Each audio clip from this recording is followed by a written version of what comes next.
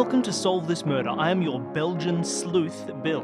And I am your British bumble, Dani. No, you're just a crime scene criminal witnesses. Aww. Sorry. And a British bumble. Hastings is the British bumble. Well, yeah. But you have to also be the crime scene criminal witnesses. Whatever. This is, what is this, part 4 now? Yeah. Of our public domain murder mystery, Mysterious Affair at Styles. Mm-hmm. I'm really enjoying it. It's a tangled web. It is a tangled web she wove. She went hard for her first novel. The web's slightly tangled, but there's lots of will-based issues. Last episode, we had the coroner and her lawyer, same guy, arrive. We got to open some of these boxes. I saw that she had written him a will that made her husband the beneficiary, which she didn't need to do because he's already the beneficiary because they got married and avoided her old will. I found I found evidence that maybe she was writing a new will down there. He is possessed, I am possessed of these items. So she may have been writing a new will before she was murdered. And then I went up to check the purple box, the mysterious purple box, and I found the box had been ransacked. Someone had forced it open and stolen things from the box, as well as maybe mussing up the room a little bit. So there is definitely something important in that purple dispatch box, but I want to know what it is. And I don't. So it's time for Poirot to start cracking heads, get out there and find out who did the murders. Excellent. There's only one murder, but there'll probably be another. Maybe not. We'll find out.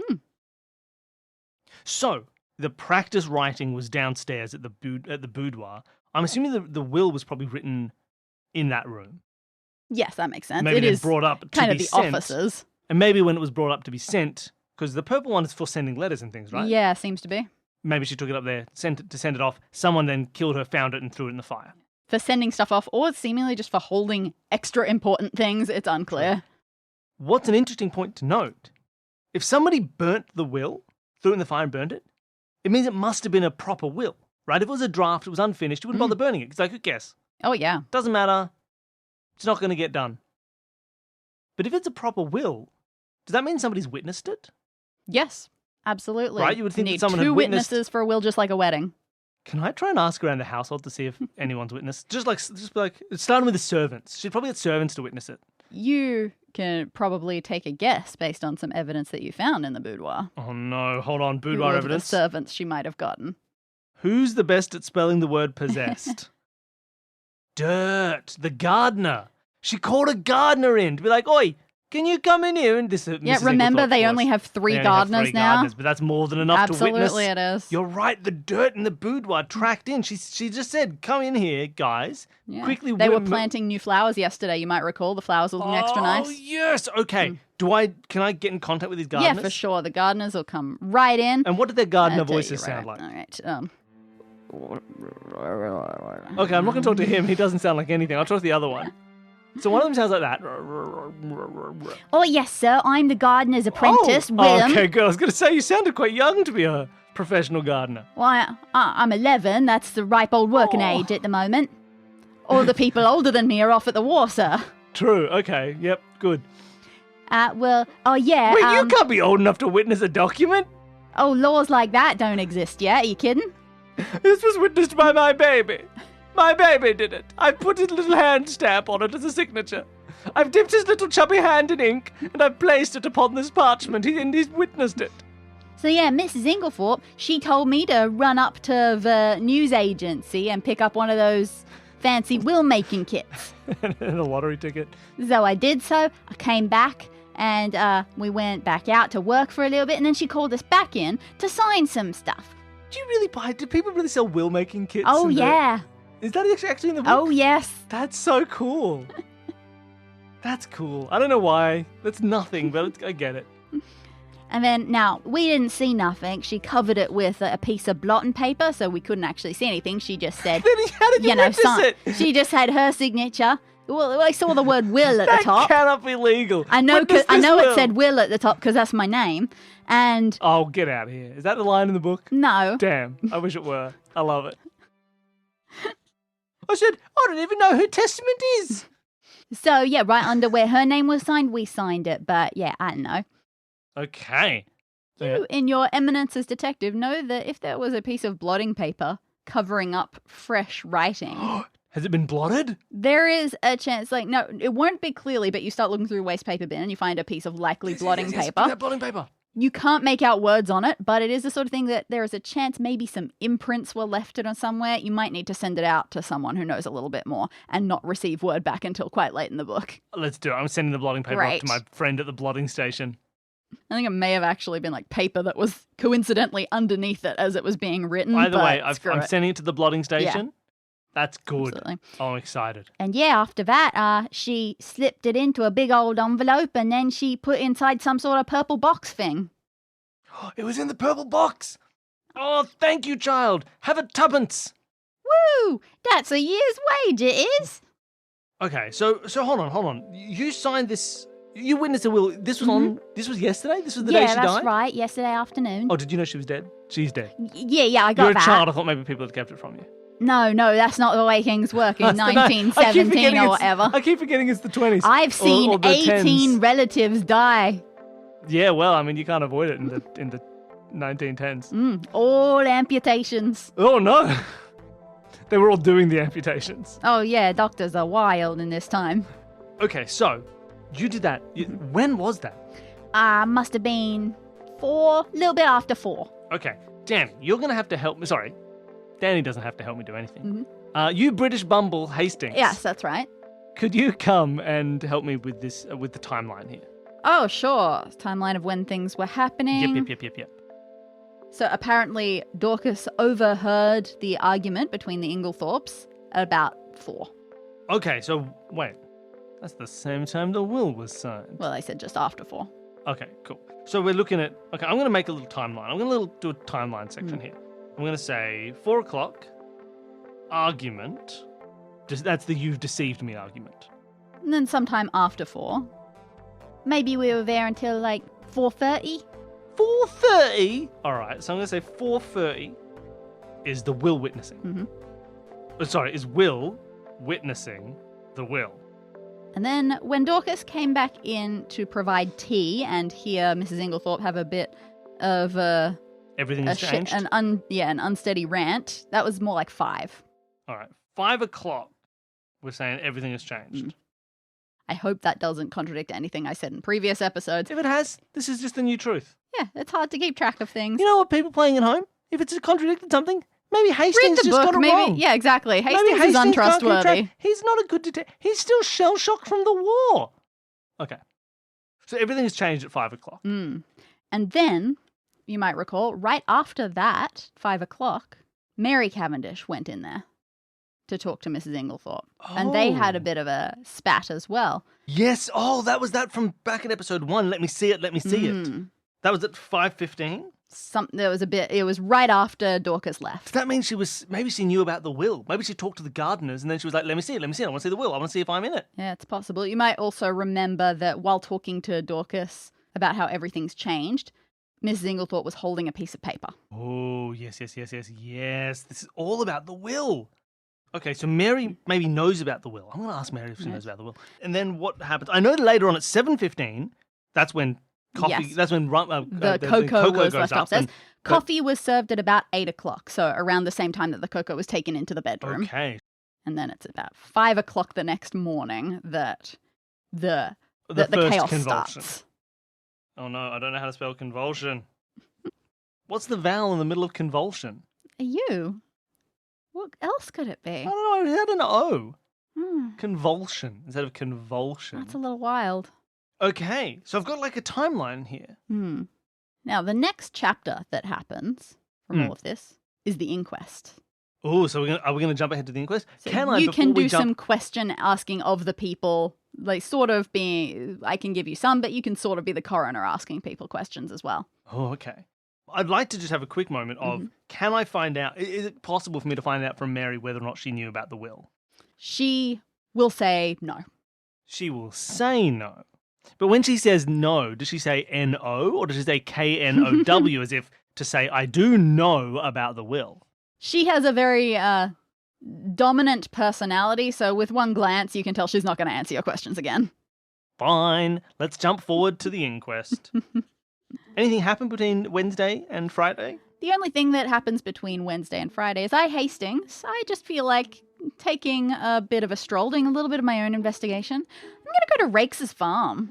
Ooh, can I come? Just to find out. Oh, it turns out you've already been. But let's find out what we probably both know. Yeah, let's find out about Rakes.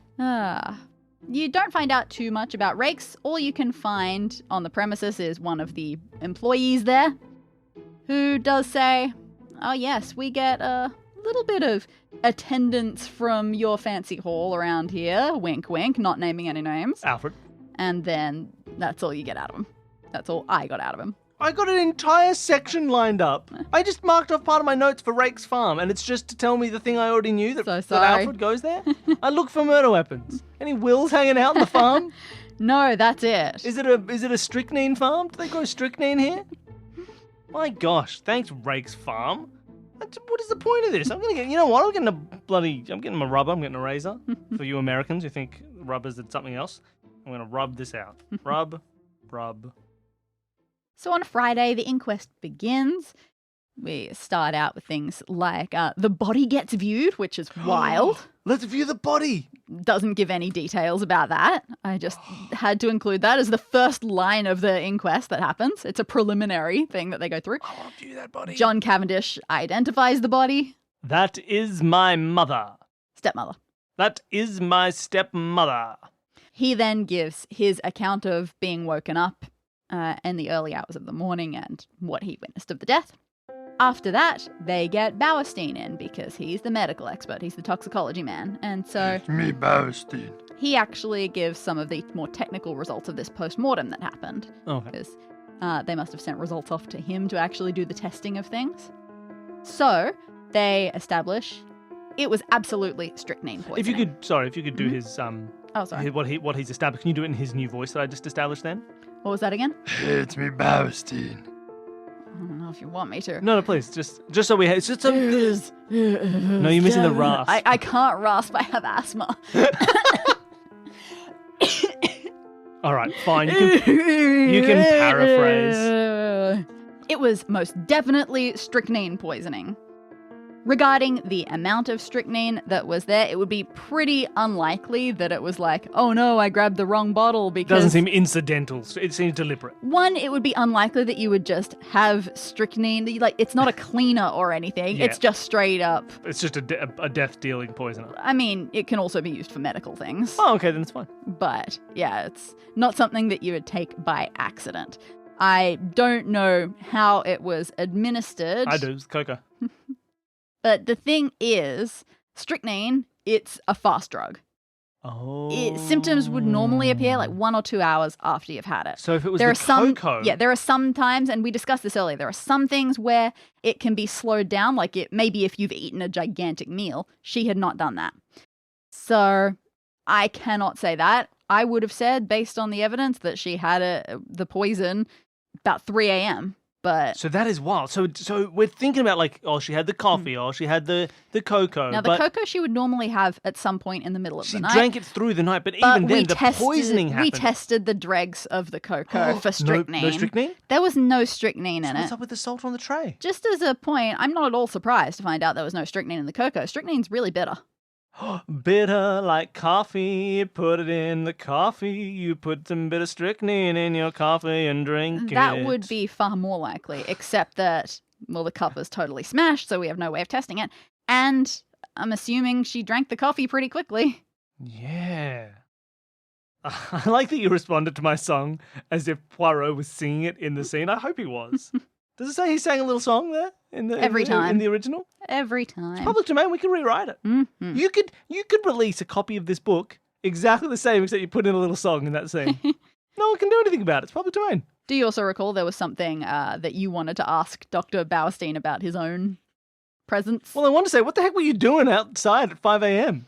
I have insomnia. You have insomnia. Yeah, I'm always up that early. It's normal Oh, in the fine, I guess you have It's an answer. normal in the 1910s. Oh, I fine. probably wasn't the only back one from awake war? at that time. And that's about it for his evidence. Well, that didn't give me anything new. I knew, well, except for the fact that it probably came in. No, it didn't give me anything new, except that it wasn't the cocoa. Yeah, isn't that wild? It was bitter. It was in the coffee, probably. But then why was she drinking the coffee at 3 a.m.? Hmm. Hmm. Next person up is Lawrence Cavendish. Sure. younger brother. His evidence basically just repeats exactly what John says, but just as he's about to leave, he says, I don't know if this is the right venue for this. No, it was. I don't know if it's right. Stop that. But may I offer a suggestion at all? Oh, mon Dieu! You think you can offer a suggestion to me, Poirot? I will slap you with my little hands. Well, Pa. I just wanted to say there's always a possibility that my mother's death might have been more natural than we think. Naturally occurring strychnine? Well, I mean, not exactly naturally occurring, but has anyone mentioned the fact that for a while She eats now, strychnine every night. she's been taking a medicinal tonic that has strychnine as an ingredient? Okay, you're right, cool. And- Maybe mention that. I feel... Maybe mention that day one. Strychnine poisoning. Well, she was drinking strychnine every night. Come on, man. Day one. I want this. Why did you wait? The murder happened on Tuesday. You waited until Friday to tell me about this strychnine that she drank every night? You didn't think it was relevant when we were talking about the strychnine? Kind of thought somebody else might have mentioned it by now. Well, it's your job. What? You're the one who's... You're being paid by your dead stepmother to mention every time she drinks strychnine. It's in the will. Well, that's baffling. I wouldn't know. Nobody's shown me any will. Damn, I was trying to catch him out to say he'd be like, no, it's not in the will. And I say, haha, you read the will. So, anyway, I feel like I've heard that there have been some cases of cumulative effects of drugs like this. Is it not possible that happened? Or alternatively, perhaps she just overdosed on her own medicine. Terrible tragedy. I look questioningly at Dr. Bauerstein. Yeah, that doctor and the other doctor as well, if you remember the second one who came on the scene, both of them say, no, absolutely not. Strychnine can be a cumulative poison, but that's not a sudden death sort of thing. That's you would get long-term symptoms. Would definitely have been something that people would have noticed before now. And as for an accidental overdose, it's not just like 3 or 4 doses would have done it. Based on the amount of medicine that she got it in bulk, because this one she gets from the special big pharmacist in a couple of towns over. So that means not Cynthia. Correct. Okay. So she gets a huge bulk one, and she would have basically had to chug the whole bottle in order for that to happen. Well, you say that. Hmm? Have we seen the bottle?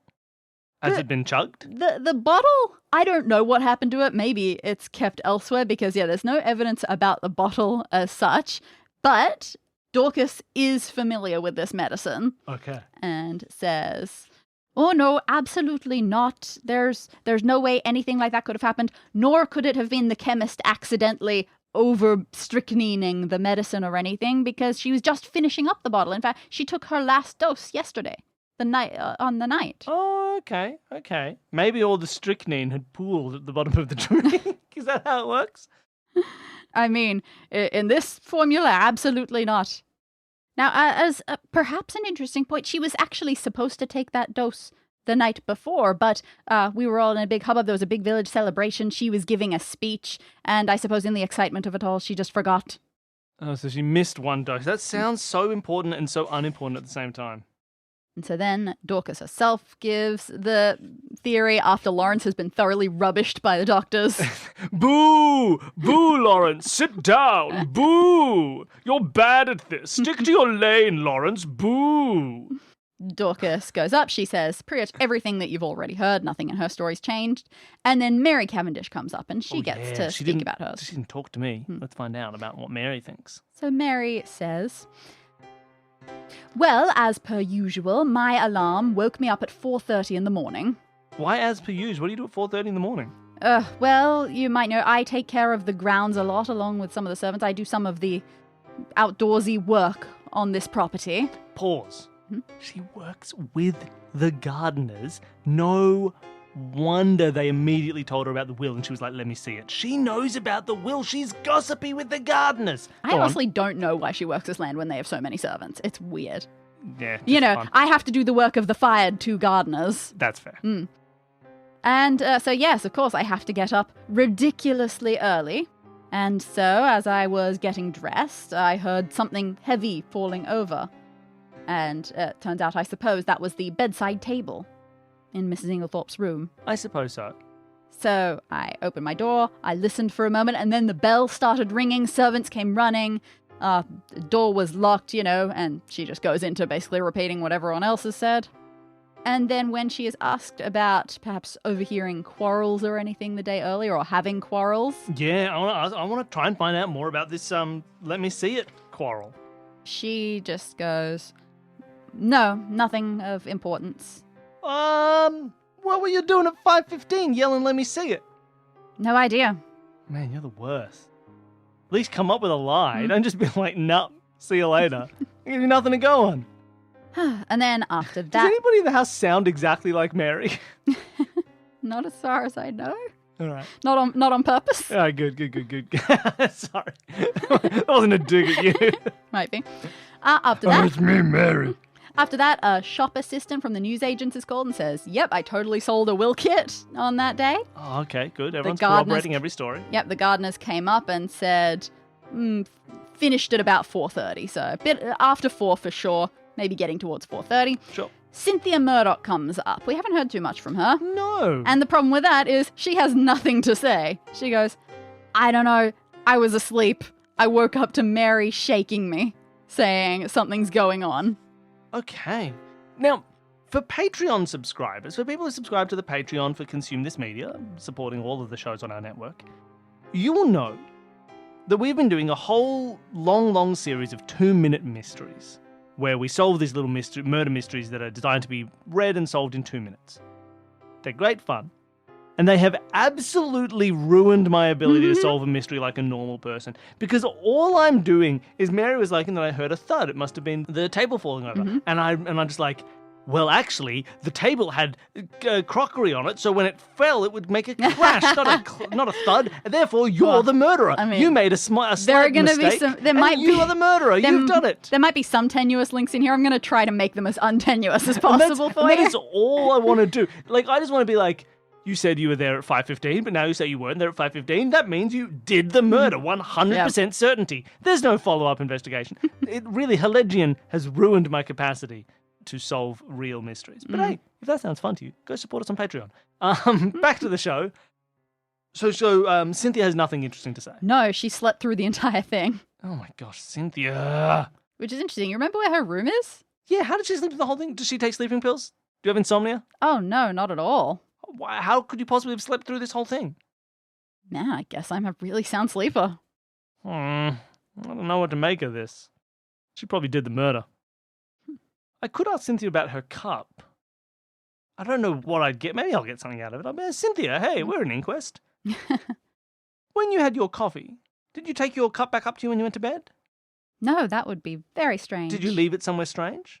No, I left it with some of the others. Well, it appears to be missing. You don't take your coffee with sugar, do you? No, Yes, well, your coffee cup is nowhere to be seen. I have no idea why that would be. Did a servant just clean it? No, nobody cleaned up.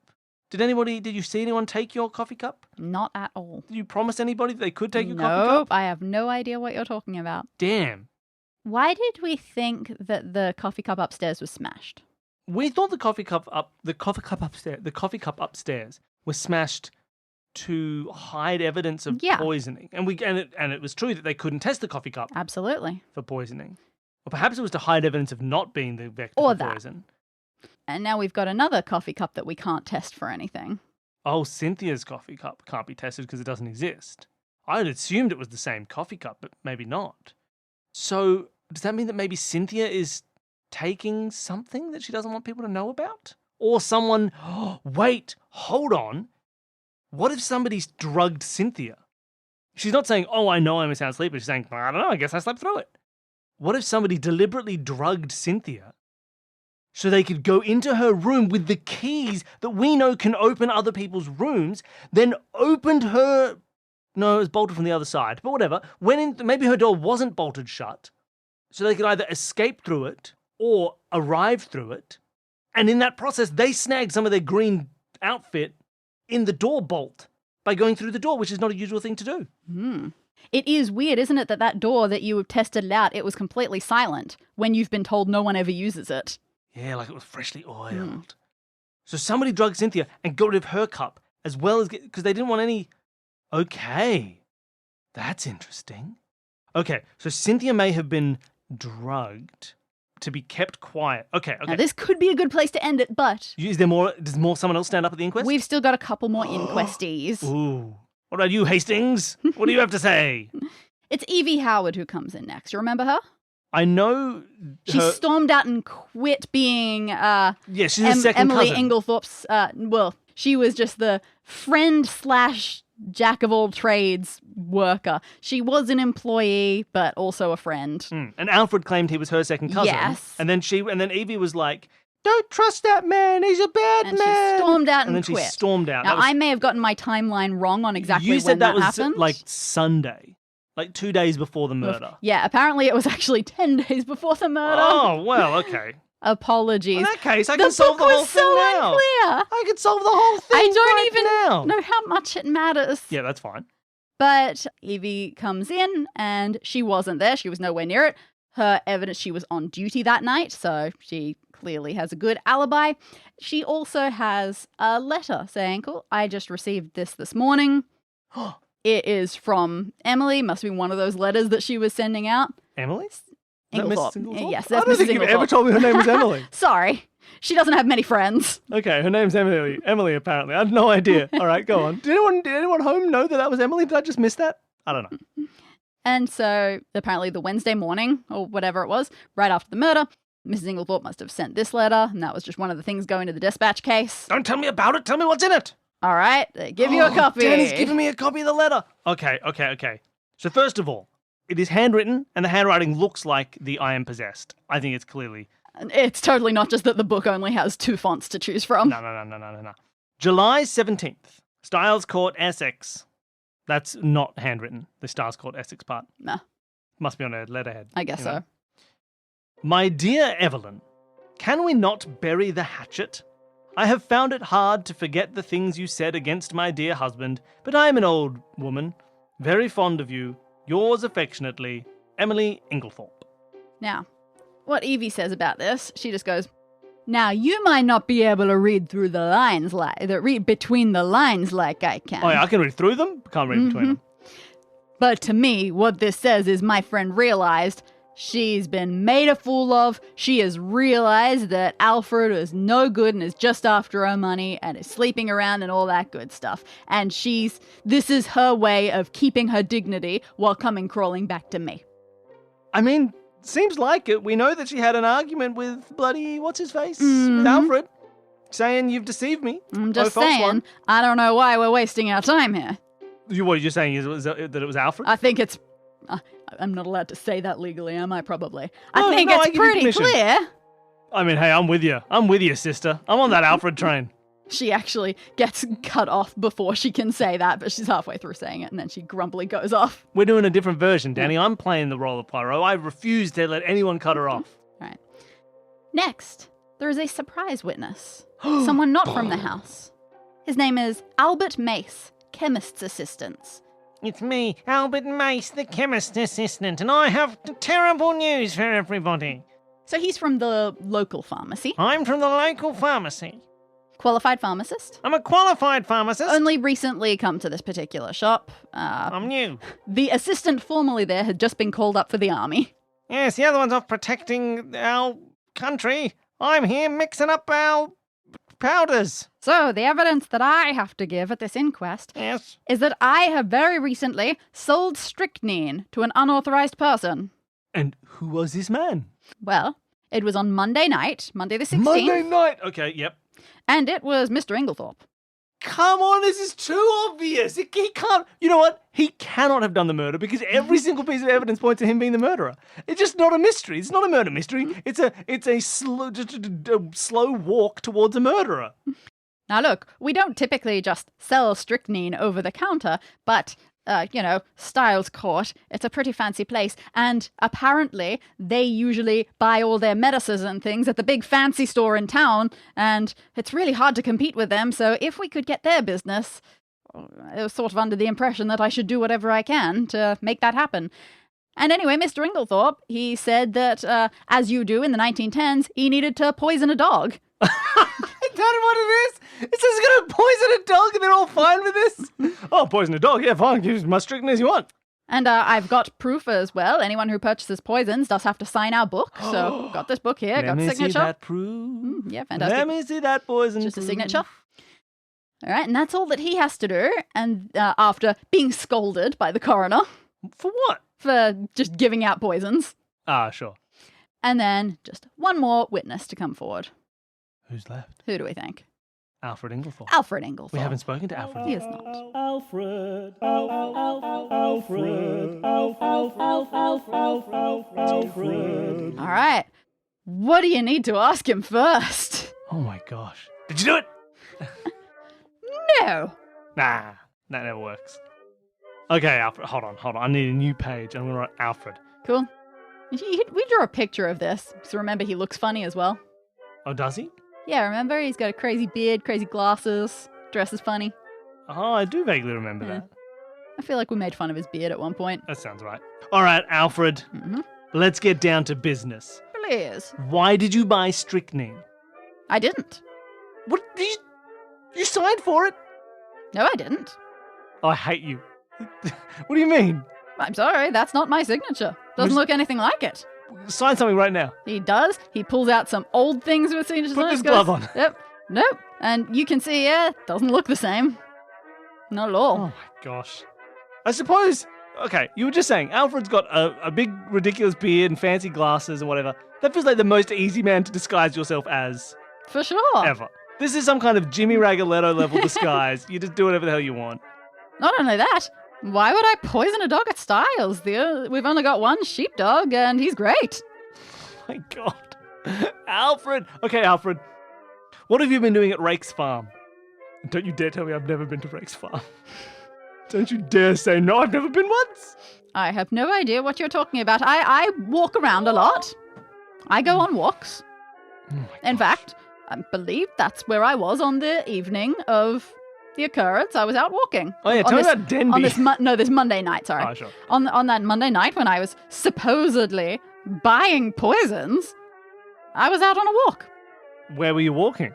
I can't really remember. What do I ask him other than why are you such a murderer? Why was your door between your room and your wife's room bolted on the night of the murder? I have no idea. You're Was the it? worst, Alfred! I didn't test the thing. Couldn't say. Remember, I wasn't home. Yeah, you were at Denby's. What's up with Yes. Denby?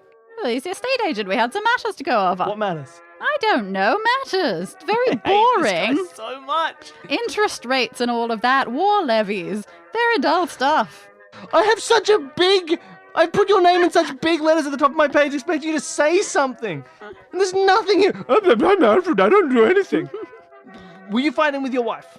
No. Well, what about the people who said, hey, you were fighting with... Why did you say that you've deceived her? I have no idea what you're talking about. Alfred. People must be mistaken. I had no such argument with my wife. I was not even at the house for some of the afternoon. When did you leave the house? I don't know, in the afternoon, and then hate you again so in the much. evening at about 9 p.m., I think. I hate you. I hate you so much. I was home basically for coffee and apparently no other time. So yeah, so apparently everyone's just lying. Oh my God. What do I do about it? What do I do with this? This isn't how you solve a murder. Oh, and you know how you heard that her last words were Alfred? Yeah. Yeah, that's because Dr. Bauerstein sort of looks like me a little bit. He's got a beard as well. Okay, He's that's about my helping. height. That helps. Bauerstein looks like Alfred. Bauerstein bought the poison. Bauerstein. Bauerstein is Alfred. That won't be confusing for my notes later on. I'm putting an exclamation mark. I'm going to underline it. Bauerstein bought the poison. Okay. Oh my, I hate this guy. You've given him the best voice for the worst character. It's as infuriating as all of his answers. Well, I don't know what else I ask this man. He won't admit to have been in a fight. He won't admit to buying the poison. He won't admit to going to see the Rakes girls. I don't know, man. Like, why didn't you have any coffee? I don't drink coffee Why'd you pour the coffee? because I was being polite. My wife wanted coffee. But then, of course, I poured her coffee, and then the door knocked or rang or whatever a door does. I put it down to answer it. It was Dr. Bauerstein. I welcomed him in, and that was it. I don't know what happened to the coffee after that. Why did you let me end an episode on this guy? Alfred! Well, I guess that's it. That's the end of the episode, I guess. The way that this chapter ends is they notice that Inspector Japp has entered the room and he's watching the proceedings along as well. So Scotland Yard is now involved. It's getting serious. Scotland Yard is here. And then the official verdict to this inquest is given because I don't get how inquests work. Yep. As willful murder against some person or persons unknown. Against meaning by, I suppose. Yeah, the charge of willful murder. Indeed. Against an unknown person. Yes, quite. Thanks, Alfred. You ruined the end of my episode. People are quite surprised that it wasn't just against Alfred, but apparently he convinced someone. It's me. I'm off the Alfred train. Solve This Murder is created by Bill Sunderland and Dani Siller as part of the Consume This Media network. To find out more about all of our shows, you can head to consumethismedia.com. If you want to try your hand at solving this murder yourself, send your current theory in to solvethismurderpod@gmail.com and you may end up on our wall of detectives. A special thank you to Jared, Devon and Whit from the podcast Advanced Sagebrush and Shootouts for creating our theme music, and thanks to all of you for listening.